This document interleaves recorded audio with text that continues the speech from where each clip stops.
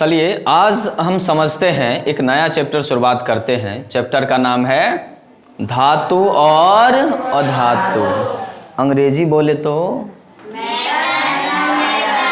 Metal और non metal ना, धातु और अधातु। पहले तो ये जानते हैं पदार्थ जो है वो दो तरह का होता है। कितने तरह का?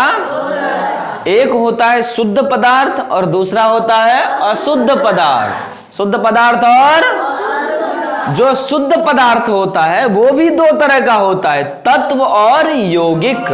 तत्व और जो अशुद्ध पदार्थ होता है वो होता है सिर्फ मिश्रण। क्या होता है?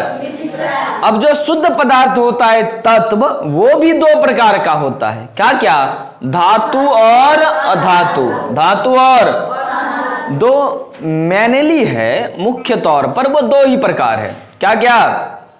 धातु और अधातु, मेटल और नॉन मेटल। वही तो आज पढ़ना है, नहीं पढ़ना है? शुरुआत किया जाए। चलिए तत्व हम बताइए तो तत्व को थोड़ा सा समझ लेते हैं। क्या होता है तत्व?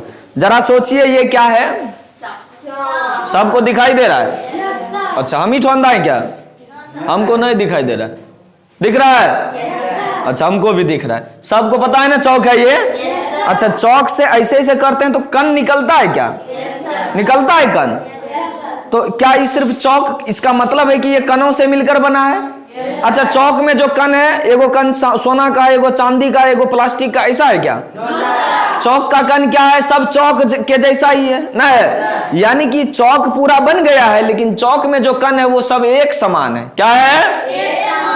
तत्व भी इसी प्रकार से है। तत्व में भी जो परमाणु है वो सभी एक प्रकार के हैं। क्या है? अगर परिभाषा बोले तो बोलिए क्या होगा? तत्व वह शुद्ध पदार्थ है। बोलिए, तत्व वह शुद्ध पदार्थ है जो केवल एक ही प्रकार के परमाणुओं से मिलकर बना होता है। खत्म। तत्व का परिभाषा, कोई दिक्कत? तत्व का अंग्रेजी एलिमेंट। क्या?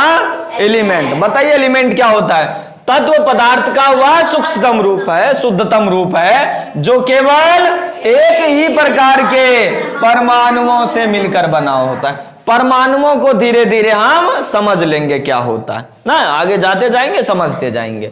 चलिए अब हम तत्व के प्रकार में चलते हैं, क्योंकि हमारा चैप्टर का नाम है धातु और अधातु, तो हमको पढ़ना है धातु अधातु। आज इंट्रोडक्शन पढ़ लेते हैं, धातु क्या होता है, अधातु क्या होता है, बाकी धीरे धीरे समझेंगे धातु अधातु क्या होता है। देखिए तत्व दो प्रकार होते हैं, धातु और, ये मुख्य दो ही होते हैं, धातु और अधातु। एक और होता है जिसको हम लोग उपधातु कहते हैं। क्या कहते हैं? उपधातु। तो धातु और अधातु के बीच में जिसका गुण आ जाए उसको कहेंगे उपधातु। तो धातु किसे कहते हैं समझते हैं। देखिए धातु यानी मेटल क्या होता है? उस प्रकार का तत्व जिसमें एक विशेष प्रकार की चमक पाई जाती। अच्छा, सोना चमकता है? खूब अच्छा चमकता है। चांदी जंगो लगता है उसमें?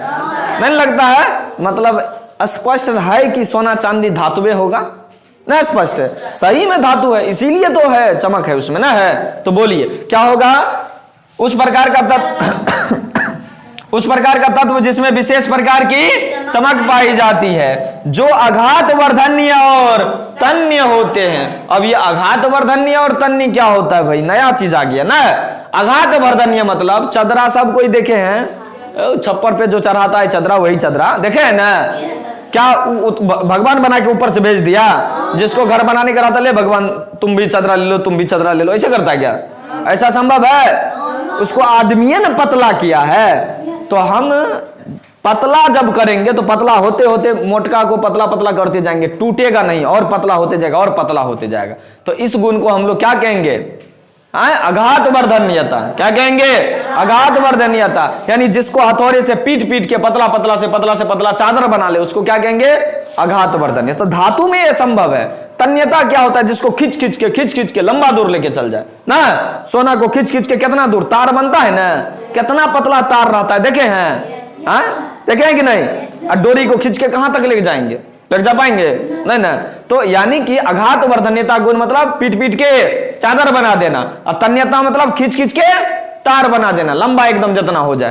तो जो आघात वर्धनीय और तन्य होते हैं, जो उष्मा और विद्युत के सुचालक होते हैं, जिसमें करंट फ्लो करेगा और जिसमें जो जल्दी जल्दी गर्म होगा ना, उष्मा का सुचालक होगा, उष्मा जिससे प्रवाहित होगा, और क्या, जिनसे करंट प्रवाहित होगा, विद्युत धारा प्रवाहित होगा, ठीक, वो धातु कहलाएगा। और क्या लिखे हैं, जिनकी संयोजकता 1, 2 या 3 होती है और जिनमें इलेक्ट्रॉन त्याग करने का गुण रहता है। धातु इलेक्ट्रॉन की क्या रे, किसी को दे देगा, किसी को, और इसकी संयोजकता कितनी होगी धातु की, 1, 2 या 3। तो ये 2 को केमिकल प्रॉपर्टीज बता दिए और बाकी 3-4 को आपको फिजिकल प्रॉपर्टीज। फिर से एक बार परिभाषा बोलते हैं, बोलिए तो मेरे साथ। उस प्रकार का तत्व जिसमें विशेष प्रकार की चमक पाई जाती है, जो आघात वर्धनीय तथा तन्य होते हैं, जो उष्मा तथा विद्युत के सुचालक होते हैं, जिनकी संयोजकता 1, 2 या 3 होती है, और क्या, जिनमें इलेक्ट्रॉन त्याग करने का गुण होता है, धातु कहलाते हैं। अब दूसरा चीज क्या है, अधातु। जस्ट धातु का उल्टा कर दीजिए, कीजिए तो उल्टा कैसे होगा, बोलिए। उस प्रकार का तत्व जिसमें विशेष प्रकार की चमक नहीं पाई जाती है, जिसमें आघात वर्धनीयता तथा तन्यता नहीं पाई जाती, यानी पीटेंगे तो चूर चूर, पीटेंगे तो और खींचेंगे तो टूट जाएगा, खींचेंगे तो क्या होगा, वो धातु।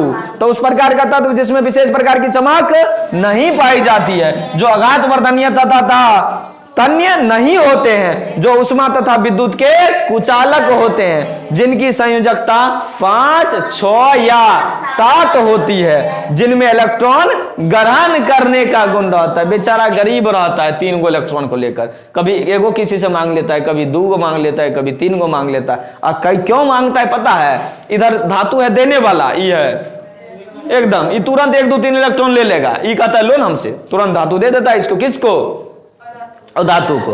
तो परिभाषा याद हो गया, क्या होगा, उस प्रकार का तत्व जिसमें विशेष प्रकार की चमक नहीं पाई जाती है, जो आघात वर्धनता तथा तन्य नहीं होते हैं, जिसमें उष्मा तथा विद्युत के जो क्या होते हैं, कुचालक होते हैं, जिनकी संयोजकता 5, 6 या 7 होती है, जिनमें इलेक्ट्रॉन ग्रहण करने का गुण होता है, और धातु कहलाते हैं। जैसे chlorine, nitrogen, oxygen, sulphur, phosphorus, बहुत तेज अच्छा ना है।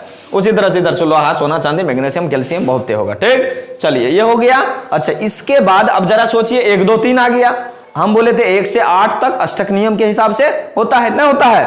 परमाणु संख्या के बाहरी कक्षा में जो है, जिसमें 1, 2, 3 है, वो तो सीधे धातु है। अगर जिसका 5 और 7 निकल गया, जिसका 5 और 7 निकल गया, जिसका संयोजी इलेक्ट्रॉन, उसको 8 में से घटा के निकाल देते हैं, वो धातु है कि वो धातु है।